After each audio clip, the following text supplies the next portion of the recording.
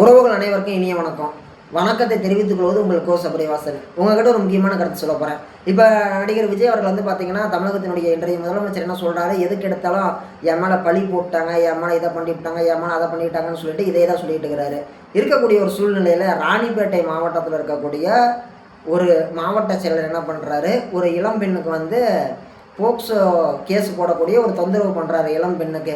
இந்த மாதிரி உனக்கு கட்சியில் பதவி வாங்கி தரேன், அதை பண்ணுறேன், இதை பண்ணுறேன், ஆணையை கட்டுறேன், சேனையை கட்டுறேன்னு சொல்லிட்டு அந்த பொண்ணை வந்து மிஸ்யூஸ் பண்ணுறாரு.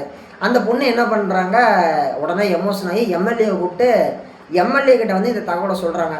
எம்எல்ஏ வந்து கூப்பிட்டு பஞ்சாயத்து பண்ணுறாங்க. அப்போ அந்த எம்எல்ஏ முன்னாடி இந்த பொண்ணு இந்த பாதிக்கப்பட்ட பொண்ணை பார்த்து அந்த விஜய் மோகன் சொல்லக்கூடிய அந்த மாவட்ட செயலர் என்ன பண்ணுறாரு, உன்னை கொண்டு போடுவேன், உன்னை வந்து இதை பண்ணி போடுவேன், அதை பண்ணி போடுவேன் அப்படின்னு சொல்லிட்டு வேணும்னே போய் மிரட்டுறாரு. ஒரு கொலை மிரட்டல் விடுக்கிறாரு. அவங்க குடும்பத்தெல்லாம் ரொம்ப டார்ச்சர் பண்ணுறாரு, பயமுறுத்துறாரு.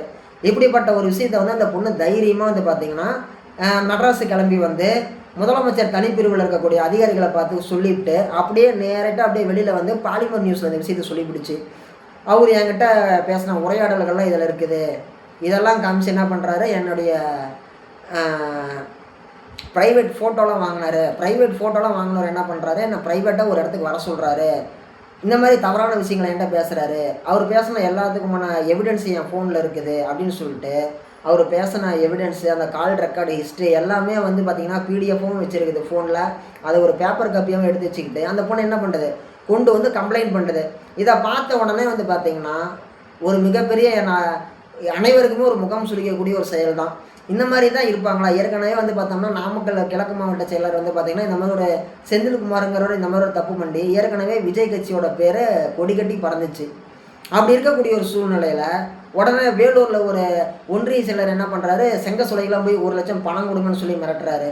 அது ஒரு பக்கம் பரபரன்னு பறந்துச்சு. இப்படி ஒவ்வொருத்தருமே வந்து பார்த்திங்கன்னா ஏகப்பட்ட தவறுகள் பண்ணி இன்னும் 5 வருஷம் கழித்து விஜய் கட்சி பேரை சொன்னால் ரொம்ப சங்கடமாக தான் மக்கள் பார்ப்பாங்கங்கிற மாதிரி ஒரு சூழ்நிலையை நோக்கி இவங்க கொண்டு போயிட்டு இருக்கிறாங்க.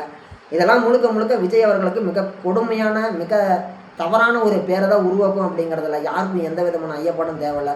உண்மையாலுமே ஒரு நடிகர் விஜய் அவர்களுக்கு மிகப்பெரிய பின்னடைவு தான். இப்போ வந்து பார்த்திங்கன்னா அவர் வந்து ஊர் உலகம் போனால் போய் சுற்றுறாரு, அதை பண்ணுறாரு, இதை பண்ணுறாரு, மக்களுக்கு அதை பண்ணுறேன் இதை பண்ணுறேங்கிறாரு. இவர் எதை பண்ணாலுமே கடைசியாக விஜய் அவர்களுடைய ஆட்சியும் திவாலாக போகுது, கட்சியும் திவாலாக போகுது. ஆட்சி ஏன் திவாலாக போகுதுன்னு சொல்லி கேட்டோம்னா, இவர் சொல்லியிருக்கக்கூடிய திட்டங்கள் என்னென்னு சொல்லியிருக்கிறாரு. இவர் சொன்ன திட்டங்கள்லேயே வந்து பார்த்திங்கன்னா ஒவ்வொரு குடும்ப தலைவிக்கும் மாதம் 2500 தரேன் இருக்கிறாரு. சராசரியாக 2 கோடி ரேஷன் கார்டு இருக்குது. அது எல்லாத்துக்குமே வந்து பார்த்திங்கன்னா தகுதி வாய்ந்த பெண்கள்னு 1 கோடி பேர் தள்ளி விட்டுட்டு 1 கோடி பேர் கொடுத்தாலும் 1 கோடி பேர்த்துக்கு 2500 கொடுக்குறாரு அப்படின்னா ஒரு மாதத்துக்கு 2500 கோடி ரூபா. அந்த 2500 கோடி ரூபா அப்படிங்கிறது ஒரு வருஷத்துக்கு கொடுத்தாரு அப்படின்னா 30,000 கோடி ரூபா. 5 வருஷத்துக்கு கொடுத்தாரு அப்படின்னா 1.5 லட்சம் கோடி ரூபா அப்படிங்கிறது இந்த மகளிர் உரிமை தொகைக்கே வந்து பார்த்திங்கன்னா 1.5 லட்சம் கோடி அவர் 5 வருஷத்தில் இவர் தேவைப்படும். அதே மாதிரி தாய்மாமன் தங்க மோதிர திட்டம். தாய்மாமன் தங்க மோதிர திட்டத்தை என்ன சொன்னார், 2 கிராம் எடையுள்ள ஒரு தங்க மோதிரம் கொடுக்குறேன்னாரு. அந்த 2 கிராம் எடையுள்ள தங்க மோதிரம் வந்து பார்த்திங்கன்னா இன்னும் கிராம் என்ன 500 ரூபாய்க்கு விற்குது, இல்லை 5000 விற்குதா, 15,000 விற்குது ஒரு கிராமு. 13,000 செய்கூலி சேதாரம்லாம் போட்டு 5,000, ஒரு கிராம் 30,000, சாரி ஒரு மோதிரம் 30,000 வரும். அப்படிங்கும் பொழுது சராசரியாக ஒரு வருஷத்துக்கு 7லேருந்து 8 லட்சம் குழந்தைங்க பிறக்குது. அந்த 8 லட்சம் குழந்தைங்களுக்கும் 30,000 செலவு பண்ணி போடுறது அப்படின்னா அது எவ்வளோ பெரிய சாத்தியமான விஷயம் நீங்கள் பார்த்துக்கோங்க. அதே மாதிரி பதிவு செய்யப்பட்ட மற்றும் பதிவு செய்யப்படாத மொத்த திருமணங்களோட எண்ணிக்கை அப்படிங்கிறது சராசரியாக ஒரு வருஷத்துக்கு 10 லட்சம் திருமணம் நடக்குது தமிழ்நாட்டில். அந்த 10 லட்சம் திருமணத்துக்கும் ஒரு பவுன் 1,13,360 ரூபா. அப்படி இருக்கக்கூடிய சூழ்நிலையில் ஒவ்வொரு வருஷமும் 10 லட்சம் பேருக்கு இந்த திருமணம் பண்ணியாச்சா அதனுடைய வேல்யூவேஷன் எங்கே போகும் நீங்களே பார்த்துக்கோங்க. இதெல்லாம் விஜய் அவர்கள் நிறைவேற்றினோம்னாலே சராசரியாக 5 வருஷம் முடிவில் வந்து பார்த்திங்கன்னா விஜய் அவர்களுக்கு ஒரு 7-8 லட்சம் கோடி ரூபா தேவைப்படும். ஏற்கனவே வந்து பார்த்திங்கன்னா தமிழ்நாட்டோடைய பட்ஜெட்டு 4.5 லட்சம் கோடி தான். அந்த 4.5 லட்சம் கோடியில் 1 லட்சம் கோடி வட்டியாக கட்டிக்கிட்டு இருக்கிறோம். மீதி இருக்கிறத வந்து பார்த்திங்கன்னா அரசு ஊழியர்களுக்கு சம்பளம் போக மீதி இருக்கிறத வச்சு தான் வந்து பார்த்திங்கன்னா நலத்திட்ட பணிகளை மேற்கொண்டு வரோம். ஒரு சாலை பராமரிப்பாக இருந்தாலும் சரி, அதே மாதிரி புதிய மின் இணைப்பு, குடிநீர் இணைப்பு, இது எல்லாமே. இப்படி இருக்கக்கூடிய ஒரு சூழ்நிலையில் இந்த மாதிரி இவர் ஏகப்பட்ட திட்டங்களை செய்கிறேன்னு சொல்லி தான் வந்திருக்கிறாரு வாக்கு கேட்டு. இதை செஞ்சு தான் கொடுத்து ஆகணும் மக்களுக்கு. இப்படி இருக்கக்கூடிய ஒரு சூழ்நிலையில் இந்த 7-8 லட்சம் கோடி ரூபா அந்த பணத்தை எங்கேருந்து நம்ம எடுக்க போகிறோம்? நம்மளுக்கான தற்சார்பு பொருளாதார கொள்கை அப்படிங்கிறது எப்படி இருக்குது? ஏற்கனவே வெனிசுலா நாட்டில் வந்து பார்த்தீங்கன்னா ஒரு மிகச்சிறந்த ஒரு நடிகர் என்ன பண்ணுறாரு, நடிக்கிறாரு, நடித்து முடித்து அந்த எலெக்ஷனில் வந்து பார்த்தீங்கன்னா ஜெயிச்சு அந்த நாட்டுடைய அதிபராக வராரு, வெனிசுலாவோட அதிபராக வராரு.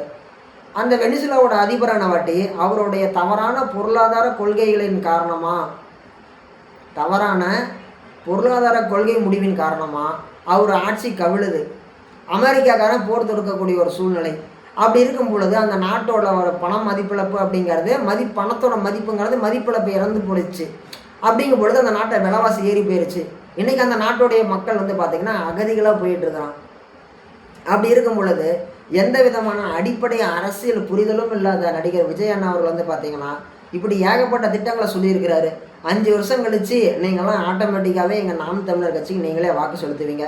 இந்த மாதிரி ஒரு மோசமான நிலைமைக்கு வந்தவொடனே நீங்கள் தொலைவி பார்ப்பீங்க. சரி, இவர் தான் விஜய் படுமோசமாக போயிட்டார், இதுக்கு முன்னாடி இந்த திமுகவை நம்பவே கூடாது, அண்ணா திமுகவையும் நம்பக்கூடாது. ஏன் நம்பக்கூடாது?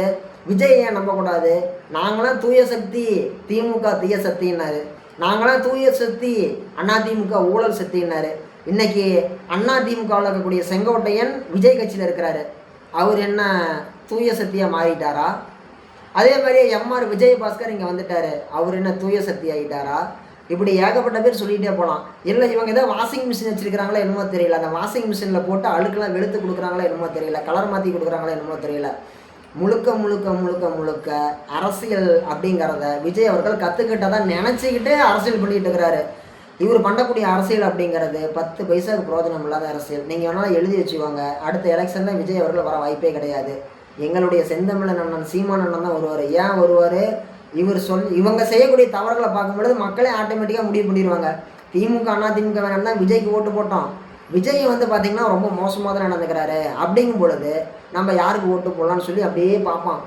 அப்படி பார்க்கும் பொழுது நாம் தமிழர் ஒன்று தான் இவன் கண்ணுக்கு நிற்கும்.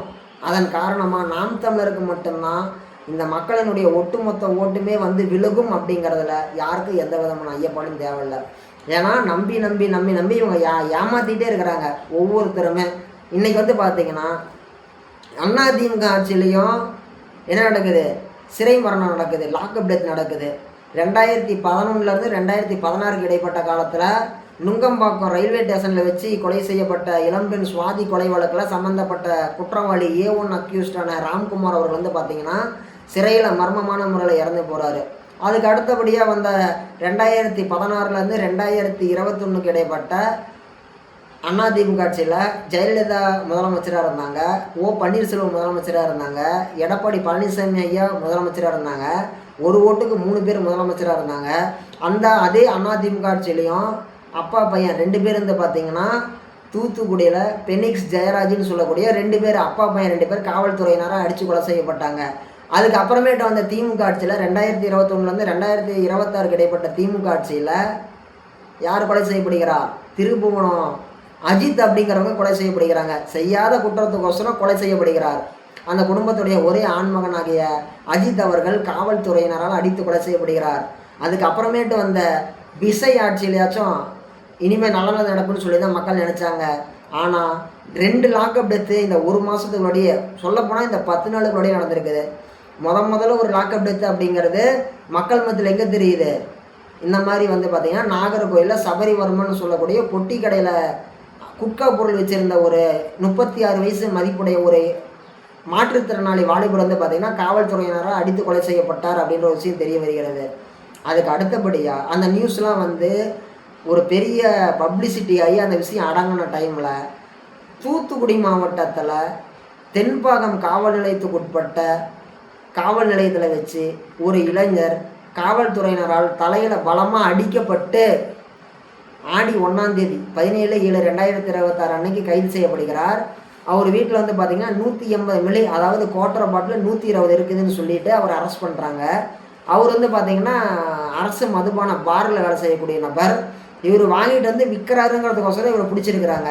காவல்துறையினர் கொண்டு போய் மெடிக்கல் செக்அப் பண்ணி அவர் மறுபடியும் சிறைச்சாலை, அதாவது லாக்அப்பு, சிறைச்சாலைக்கு அழைச்சிட்டு போகல, மாஜிஸ்திரேட்டு அழைச்சிட்டு போகல, இவனை நேரம் மறுபடியும் லாக்அப்புக்கே கூட்டிகிட்டு வந்து அடி அடின்னு அடிச்சிருக்கிறாங்க. அந்த பையன் இறந்து போயிருக்கலாம். இப்படிப்பட்ட ஒரு சூழ்நிலையில் விஜய் அவர்களுடைய ஆட்சி அப்படிங்கிறது மக்களுக்கு மிகப்பெரிய வந்து பார்த்திங்கன்னா ஒரு சோதனை காலமாக தான் இருக்குமே தவிர சாதனை காலமாக இருக்காது. விஜய் அவர்களுக்கு இது சாதனை காலம் கிடையாது. நல்லா அரசியல் பண்ணுறாரு விஜய். எந்த தப்பு நடந்தாலும் அதை மூடி மறைக்கிறதுக்கு ஏதோ ஒன்று பண்ணி விட்டுறாரு. இப்போ உதாரணத்துக்கு ஒரு அமைச்சர் என்ன பண்ணுறாரு, ஒரு ட்ரக்ஸ் யூஸ் பண்ணுற மாதிரி ஒரு காணொளி பரவணுச்சு. அப்போ என்ன பண்ணுறாரு, கர்நாடகாவை பூர்வீகமாக கொண்ட ஜனநாயகன் பட ப்ரொடியூசரை தமிழகத்தினுடைய டெல்லி தூதரக செயலாளராக வந்து என்ன பண்ணுறாரு, நியமிக்கிறாரு. செய்தி தொடர்பாளராக நியமிக்கிறாரு. தூதரக தொடர்பாளர் அல்ல, செய்தி தொடர்பாளராக நியமிக்கிறாரு. அப்போ வந்து அமைச்சர் போதைப் பொருள் யூஸ் பண்ணுற மாதிரி இருக்கிற அந்த வீடியோவை விட்டுட்டு மக்கள் எல்லாம் என்ன பண்ணுறாங்க, இதை கேள்வி கேட்க ஆரம்பிச்சிட்டாங்க. ஏன்னா நீங்கள் கன்னடம் பேசுகிறக்கூடிய ஒரு நபருக்கு இப்படி ஒரு பொறுப்பு கொடுத்துட்டீங்கன்ட்டு. அதே போல் இப்போ சமீபத்தில் நீட்டுக்கு எதிரான போராட்டம் அப்படிங்கிறது பயங்கரமாக நடந்துகிட்டு இருக்கும் பொழுது டெல்லியில் ஜந்தர் மந்தர் பகுதியில் கல்வித்துறை அமைச்சர், இந்தியாவினுடைய கல்வித்துறை அமைச்சர் பதவி விலகணும் அப்படின்னு சொல்லிட்டு, தர்மேந்திர பிரதான் பதவி விலகணும்னு சொல்லிட்டு மிகப்பெரிய ஒரு போராட்டம் நடக்குது. அந்த போராட்டத்தை பார்த்து யாரும் பிரமிக்கக்கூடாதுங்கிறதுக்கோசரம் இங்கே சனநாயகன் படத்தை வெளியிடுறாங்க. 6 மாதம் முன்னாடி அடக்கம் பண்ண ஒரு படத்தை எடுத்து இப்போ வந்து ரிலீஸ் பண்ணுறாங்க, ரீரிலீஸ். ஓகேங்களா? அந்த படத்தை ரிலீஸ் பண்ணி மக்களை வந்து ஒரு போதையில், ஒரு மயக்கத்தில், ஒரு கிளுகிழப்பில் வச்சுருக்கிறாங்க.